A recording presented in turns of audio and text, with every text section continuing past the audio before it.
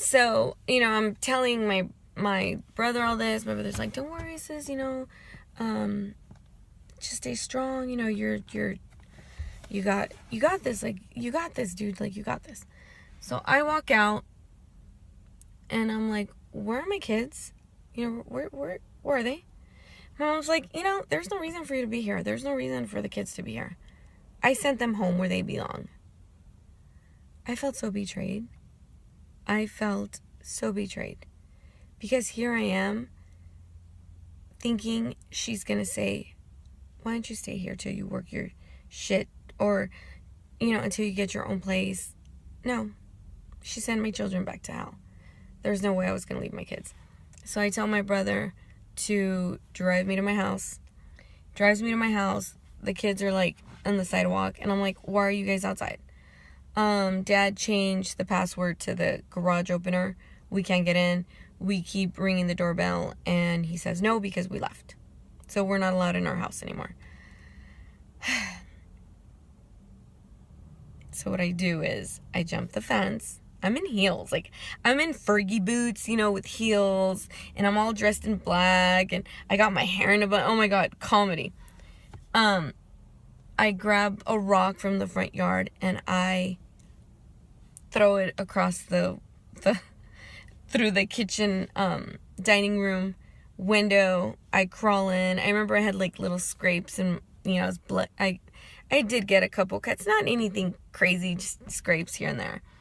And he's on the phone with the cops that I'm breaking into his house. No.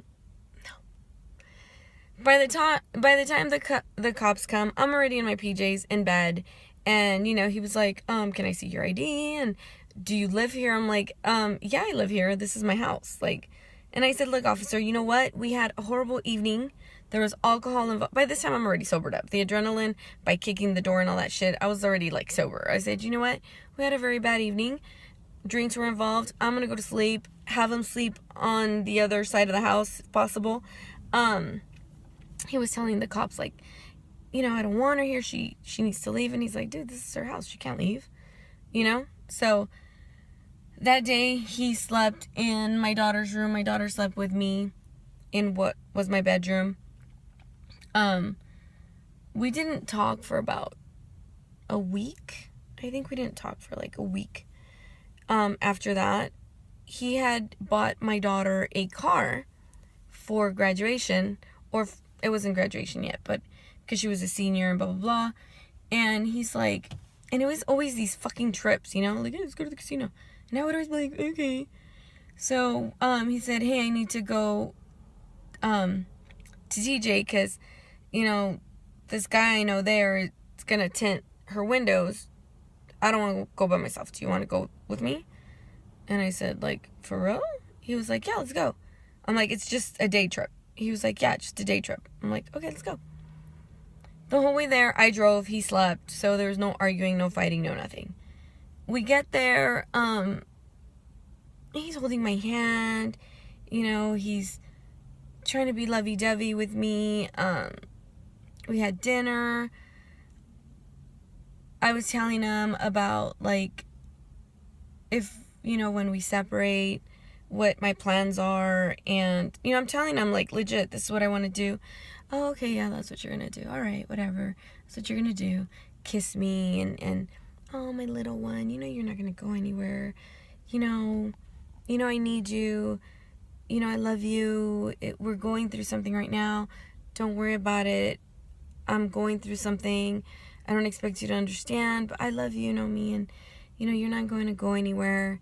You're my life. You're my everything. And I'm like, but you know what? It gave me hope. I know. So we decided that we were going to stay. He got a really nice hotel. We actually had sex. Yeah, I did. Gross. And now that I look back on it, I'm like, I was like his little puppet. He would just, I was on a string for him. It was so sad. So anyways, the next day I remember He took me to breakfast. He bought me flowers. We were driving back, and it was such great conversation, and it was incredible. As soon as that garage opened in our house, it was like the mean guy was back. He was back. He was back. This was the first week of May. He was back. The mean guy was back. And he was back worse than ever. I remember being in the bedroom, and he called me something so gross. And I looked at him and I go, wait, I thought we had just worked things out on this trip. The way he looked at me, I don't think it's possible for somebody to look at somebody like that. It was like hate, disgust, arrogance.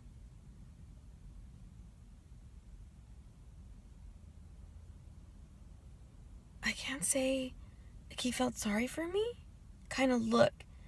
And he's like, oh my God, are you stupid? Did you think that was real? Oh my God, you're so naive, Nomi. You're so stupid. Oh my God. Like, it was just what was coming out of his mouth and what I saw in his eyes. I was like, oh my God, I am all these things he's saying. So the next week, I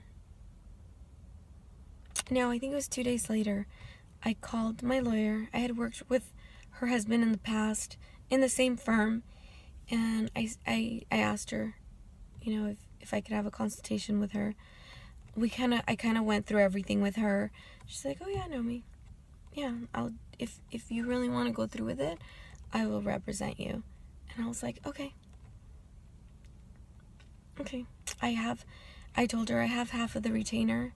I know you charge this much. This is how much I have.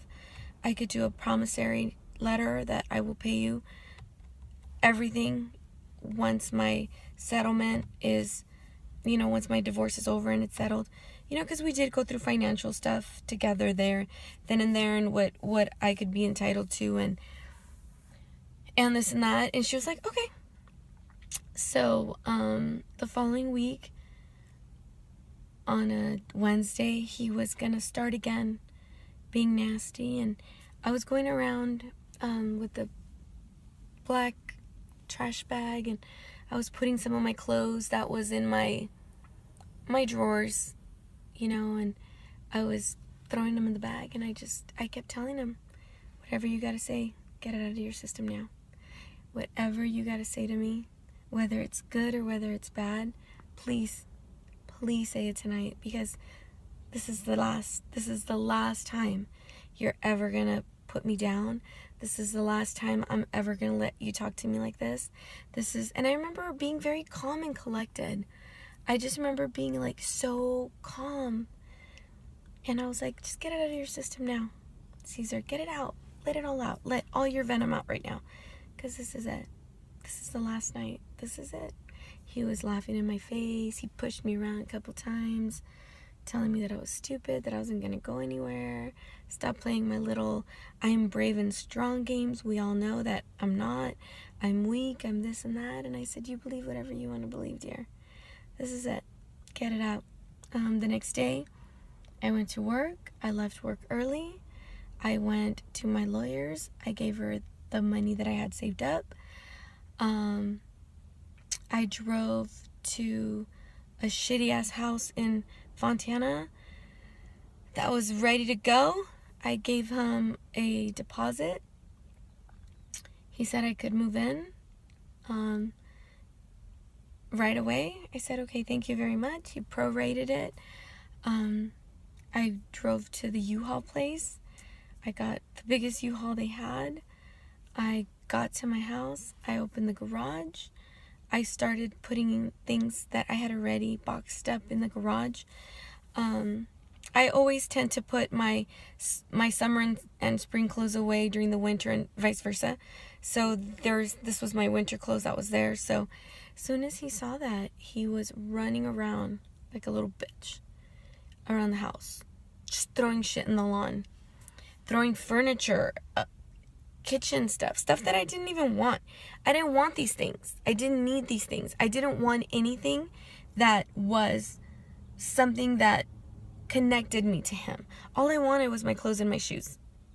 The rest I could buy. Like, for him to just start throwing shit, I was like, oh my God, from a couch to a dresser, the washer, the dryer.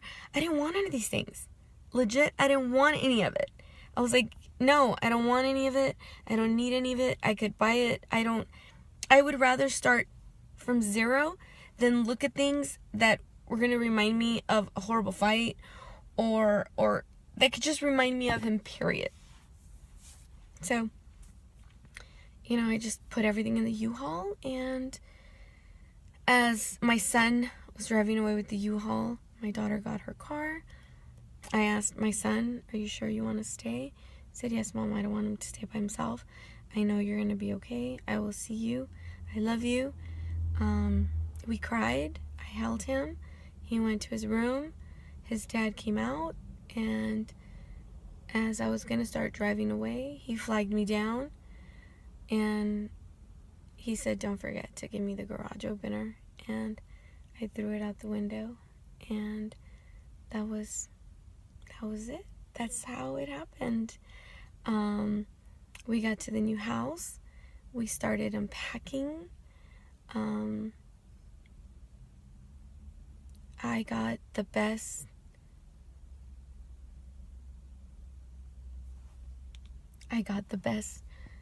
night's sleep of my life without having to drink Xanax. It was so peaceful. I was looking around and I was like, this is mine. I hugged my kids.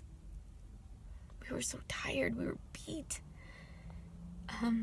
We had the best, amazing dinner that consists of top ramen, and we called it a night. The next day I called off at work, and I left on a Thursday, May 8th. On the 9th, which was the day I called off, I put all the stuff that was in the U-Haul that I didn't want. I did a yard sale, and I made like $300 off of it. I just didn't want it. I just didn't need it. Prices were ridiculously low, and it was okay.